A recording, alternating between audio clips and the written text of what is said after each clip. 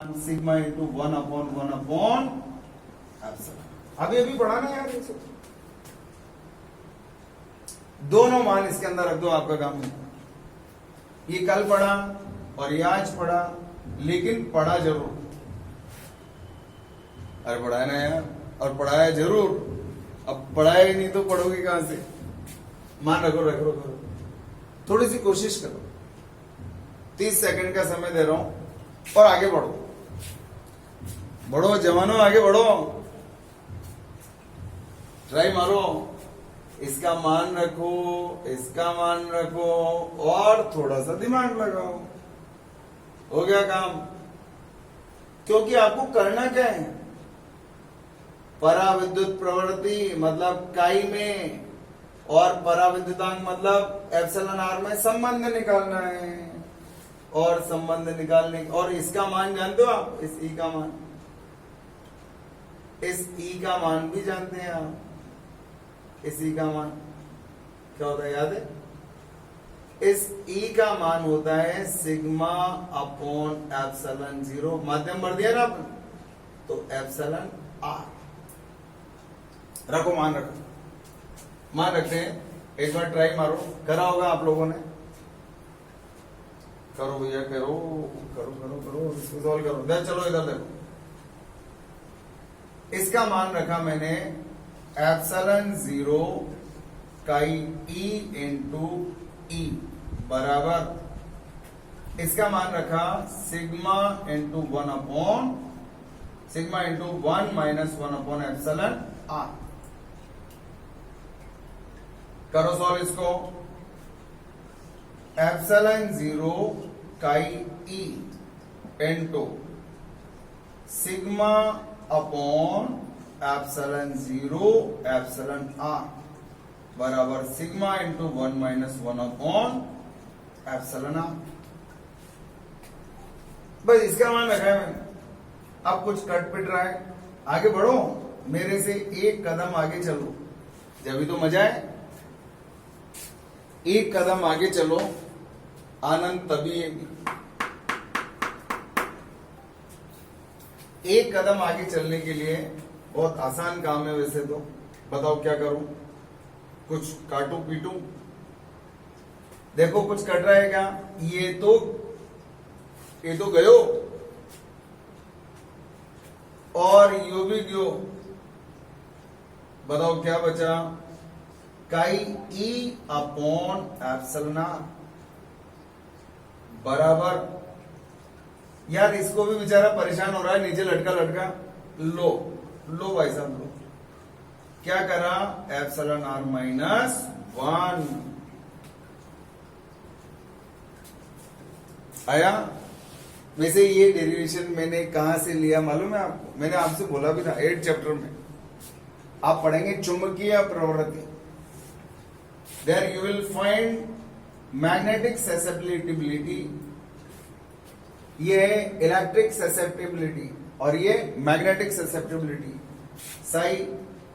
काई एम बराबर, ये काई होता है, काई एम बराबर म्यू आर माइनस 1। जैसे हम इसको बोलते हैं आपेक्षिक चुंबकशीलता, तो उसको बोलेंगे आपेक्षिक विद्युतशीलता और उसको बोलते हैं आपेक्षिक चुंबकशीलता। ये रिलेशन और इसका डेरिवेशन भी पढ़ेंगे आप वहां पर। तो उसी तरह का रिलेशन ये आ गया। अच्छा ये भी गयो, then chi E equals to epsilon R minus 1। This is the required relation. Chi E equals to epsilon R minus 1, और ये आप वहां पढ़ेंगे मैग्नेटिज्म के अंदर। Chi M equals to magnetic susceptibility equals to mu R minus 1, इस तरह से पढ़ेंगे। तो ये आपके रिलेशन हो गया। इस चैप्टर में बहुत आसान है, कुछ ऐसी कोई खास बात नहीं है, ठीक है। वैसे आपको नोट्स मैंने कल ही भेज दिए थे, इसके आप लोगों ने लिख लिए होंगे। इस चैप्टर में ये आपका चैप्टर फिनिश हो गया, वैसे तो कल ही फिनिश हो गया था, तो 2 क्वेश्चन हैं आपकी बुक में, और जो मैंने अभी बताया उसमें कुछ विरोधाभास है। क्या है? एक तो इस रिलेशन में ही है, वहां लिखा हुआ है ई डबल पी, ध्रुवण सदिश का मान काई ई इंटू ई लिखा है, ये बुक में लिखा है। और वहां लिखा है ये क्या है, मात्रकहीन राशि। अगर ये मात्रकहीन राशि है, जो कि सही है, तो यहां से काई ई का मात्रक अगर मैं निकालूंगा तो क्या आएगा, अपॉन ई, और इसका मात्रक ये किसके बराबर होता है, याद है ये किसके बराबर होता है, सिग्मा पी के, sigma sigma sigma sigma coulomb पर मीटर स्क्वायर। और ये क्या होता है, न्यूटन प्रति कूलम। तो अगर मैं इसको सॉल्व करूंगा तो क्या आएगा, कूलम प्रति मीटर स्क्वायर, और ये ऊपर चला जाए, सॉरी ये ऊपर चला जाएगा तो कूलम, तो ये क्या होगा, coulomb square upon newton into meter square. ये आपको मालूम होगा काय का मात्रक होता है, एप्सिलॉन ज़ीरो। इसका मतलब क्या हुआ, यहां पर इसके साथ में क्या आना चाहिए, एप्सिलॉन ज़ीरो आना चाहिए, तब जाकर के बुक जो कह रही है, मतलब ये मात्रकहीन राशि तब आएगी जब यहां पर हम क्या लिख दें, एप्सिलॉन ज़ीरो लिख दें। एक बात तो ये। दूसरी बात, आपकी बुक में अगर मैं बुक को सही मान लूं तो देखो काई ई का मात्रक ही आ जाएगा, है ना, जो कि गलत है। तो इसके अंदर संशोधन कर दिया, क्या कर दिया मैंने, डबल पी बराबर, बोलो क्या कर दिया संशोधन, एप्सिलॉन ज़ीरो इंटू काई ई और ई का। अब आप इसकी चाहो तो निकाल करके देख लो, यहां से काई ई का मात्रक क्या आएगा, P upon epsilon zero into E. Solve करके देखो, आप भी देखो और मुझे भी बताओ, मात्रक रख के देखो फटाफट सारे। तो ये बुक में संशोधन कर दिया मैंने, इसका मात्रक वही किसके बराबर, कूलम पर मीटर स्क्वायर पृष्ठ आवेश घनत्व के बराबर। इसका मात्रक coulomb square upon newton into meter square into इसका मात्रक बोलो न्यूटन प्रति कूलम।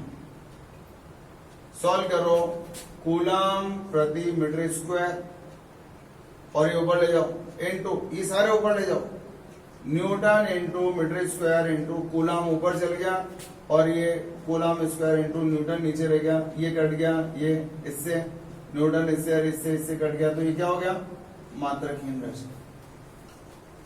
क्या मात्रकहीन राशि होनी चाहिए कि, यस, और ये तभी आएगी जब ये ऐसा होगा। तो संशोधन नंबर 1 और संशोधन नंबर 2 क्या है, आपकी बुक में लिखा है कौन सा, जब एक जगह गलत हो जाता है तो इसका इस्तेमाल हमने डेरिवेशन में कर लिया, और तो वो डेरिवेशन भी उनका बुक में गलत हो गया। क्या लिखा है उन्होंने, काई ई का मान epsilon zero epsilon R minus 1 लिखा है, काय में लिखा है, बुक में। तो अब इसमें संशोधन क्या कर दिया मैंने, संशोधन क्या कर दिया, chi E equals to epsilon R minus 1। इसका तो मैंने पूरा डेरिवेशन बता ही दिया आपको, ये कैसे आया, ये आएगा संशोधन करके ही लिख दिया, ठीक है। कारण इधर देखो, इसका भी कारण बता दो, ये मात्रकहीन होता है, ये भी मात्रकहीन होता है। अगर ये मात्रकहीन होता है और ये भी मात्रकहीन होता है तो इसका मात्रक कहां गया, इसका मात्रक तो ये कहा गया, गलत हो गया। ये तो देखने में ही गलत दिख रहा है, मतलब जो थोड़ा सा भी समझदार है वो कहेगा यार ये क्या है, ये भी मात्रकहीन, ये भी मात्रकहीन, इसको डब्बे को नीचे ले जाओ, मात्रकहीन मात्रकहीन, तो एप्सिलॉन ज़ीरो मात्रकहीन आ गया इसमें, इसलिए ये तो वैसे ही गलत होगा।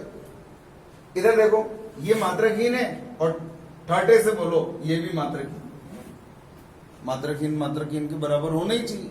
तो ये मैंने 2 संशोधन आपको लिखा दिए, इसका आप लोग स्क्रीनशॉट ले लो, ये करेक्शंस जरूरी है, स्क्रीनशॉट ले लो, मैं भेज दूंगा, नोट्स में लिख लेना कि बुक में लिखा हुआ था सर ने, उसके अंदर संशोधन कर दिया है, ठीक है।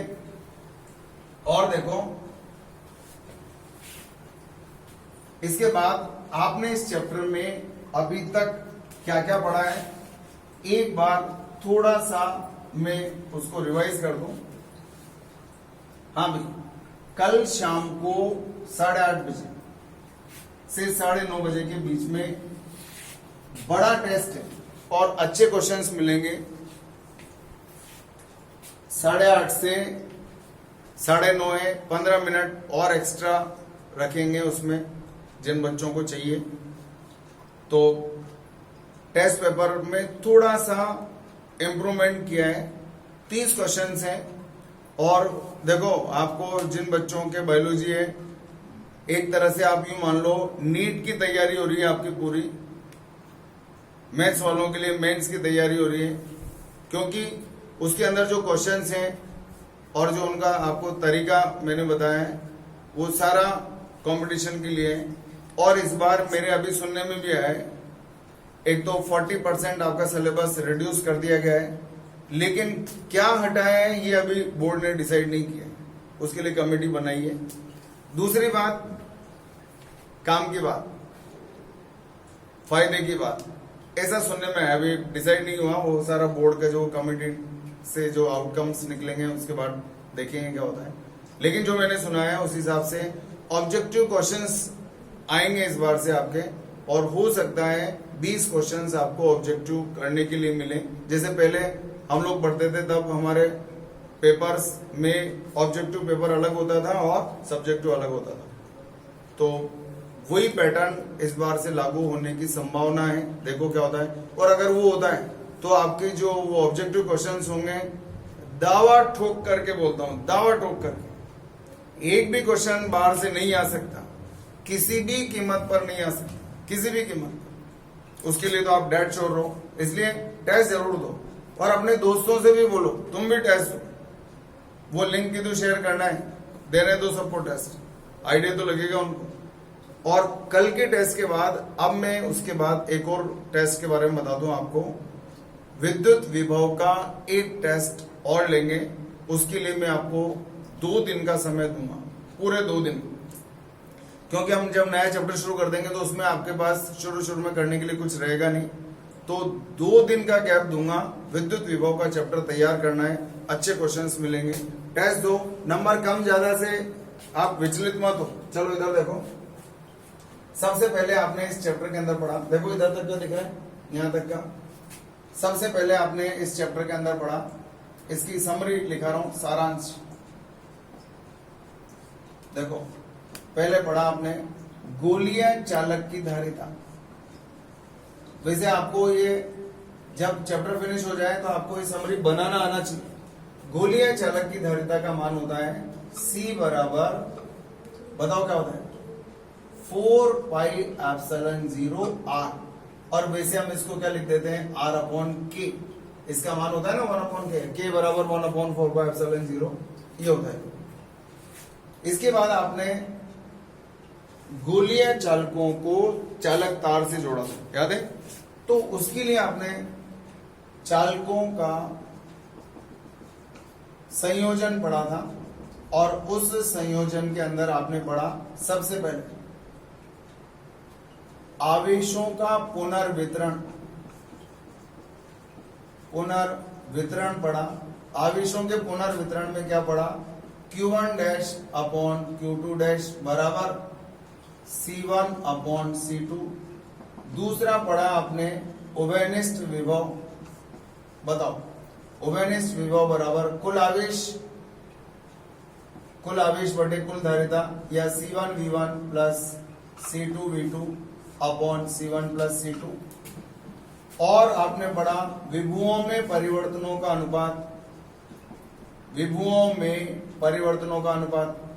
Delta V1 upon delta V2। याद है किसी को? क्या था बताओ? उल्टा होता है C2/C1।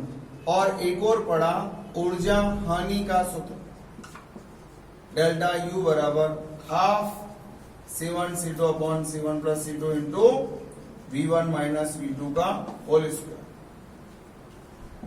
फिर पढ़ा आपने आपका दोस्त, देखो पूरे चैप्टर में साथ चला है, धारिता सूत्र। आपका दोस्त कौन है, याद है? Q बराबर CV। अरे बड़ा सुंदर है ये दोस्त आपका। Q बराबर CV। फिर पढ़ा आपने समांतर पट्टी का संधारित्र। इसकी धारिता का सूत्र जब वायु है तो बताओ एप्सिलॉन 0 A अपॉन डी, और माध्यम भर दिया तो माध्यम भर देने पर क्या होता है, इसके पास में एप्सिलॉन आर लिख दो, याद है। और अगर पट्टिकाएं रखेंगे तो बताओ क्या होगा, C बराबर epsilon 0 A upon T1 upon epsilon R1, T2 upon epsilon R2, और ऐसे लिखते जाओ, 2 पट्टिका, 3 पट्टिका, 4 पट्टिका, याद है, इस तरह से लिखते हैं। और अगर मान लो ऐसे रखेंगे तो मान लो ये एप्सिलॉन R1 है, ये एप्सिलॉन R2 है, ये एप्सिलॉन R3 है। अगर ऐसे रखेंगे तो समांतर क्रम के स्टाइल में रखेंगे तो याद है C बराबर क्या होता है, एप्सिलॉन 0 अपॉन डी इंटू, याद है, epsilon R1 into A1, epsilon R2 into A2, और इस तरह से लिखते जाओ, plus epsilon R3 into A3। ये सूत्र होता है। ये पट्टिकाएं कैसे रखते हैं, याद है, ये ऐसे रखते हैं, ऐसे पट्टिकाएं रखेंगे, ये ऐसे रखेंगे।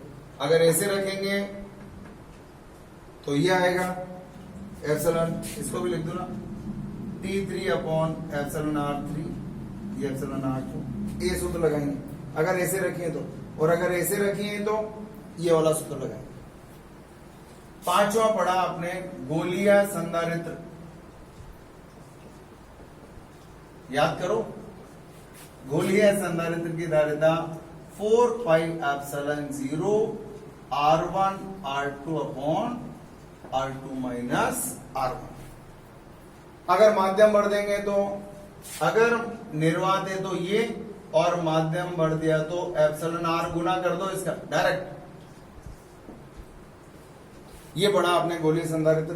और फिर श्रेणी क्रम में बताओ क्या क्या पढ़ा, श्रेणी क्रम संयोजन में बताओ क्या क्या पढ़ा। चाबियां, पहले तो चाबियां बताओ, याद है, श्रेणी क्रम संयोजन की चाबी, श्रेणी क्रम में सब में आवेश बराबर होता है, आवेश को कोई रास्ता ही नहीं मिला बेचारे को। इधर देखो, ये अगर इधर से मान लो क्यू आवेश जाएगा तो इसमें भी Q Q Q Q Q, सब में क्यू आएगा, तो क्या हो गया, क्यू नियत। और जो स्रोत वोल्ट है उसका क्या हो गया, V का विभाजन, V का विभाजन, और वो भी कैसे जानते हो, V बराबर क्या होता है, Q upon C, V proportional to 1 upon C। और श्रेणी क्रम संयोजन में 1 अपॉन C तुल्य बराबर 1 upon C1, 1 upon C2, 1 upon C3, ऐसे सूत्र लगाते हैं। और C तुल्य बराबर C बाई N भी लगाते हैं, एक समान धारिता वाले संधारित्र। और खास बात, धारिता घटाने के लिए, धारिता घटाने के लिए होता है, याद है, ये संयोजन काय के लिए है, धारिता घटाने के लिए या वोल्टता के विभाजन के लिए।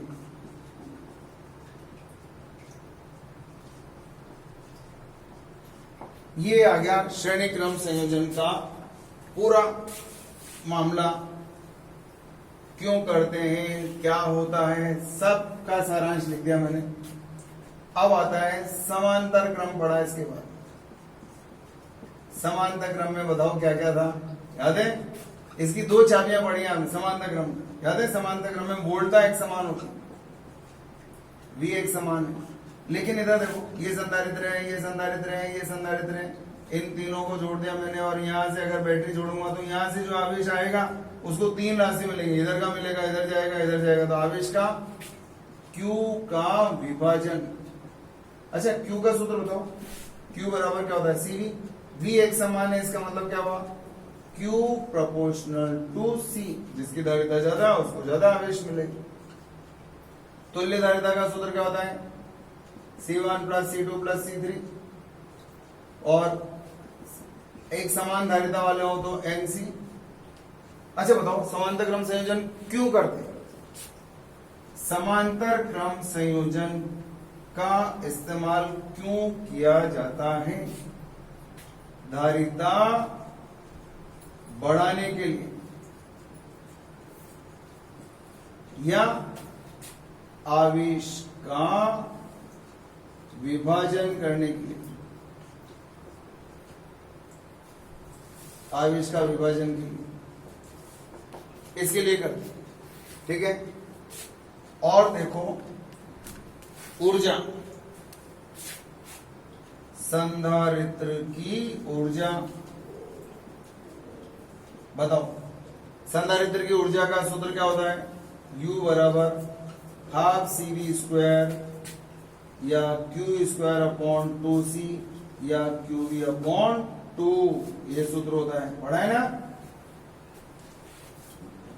और एक कंसेप्ट और बताना था, आवेशित संधारित्र। अगर कोई आवेशित संधारित्र है, आवेशित संधारित्र है तो बैटरी से नहीं जुड़ा है, बैटरी नहीं जुड़ी, तो चाहे दुनिया पलट जाए, कुछ भी हो जाए, बैटरी अगर नहीं जुड़ी है तो Q क्या होगा? नियत होगा। चाहे कुछ भी हो जाए, Q का मान नियत होगा। और 10वां, अगर बैटरी जुड़ी है संधारित्र से, बैटरी जुड़ी है, तो कुछ भी हो जाए V का मान नियत ही रहेगा, चाहे कुछ भी हो जाए V नियत रहेगा। बाकी सब अब आप संभाल लेंगे, जो भी चीजें आती हैं इसके अंदर। ऊर्जा के अंदर अगर आप श्रेणी क्रम हो, श्रेणी क्रम एवं समांतर क्रम दोनों के लिए U बराबर U1 plus U2 plus U3, श्रेणी क्रम में जुड़े हो संधारित्र या समांतर क्रम में जुड़े हो, कुल ऊर्जा का मान सभी संधारित्रों की ऊर्जाओं के योग के बराबर होता है।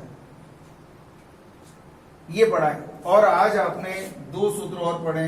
एक 11वां सूत्र क्या पढ़ा है बताओ? डबल P क्या होता है?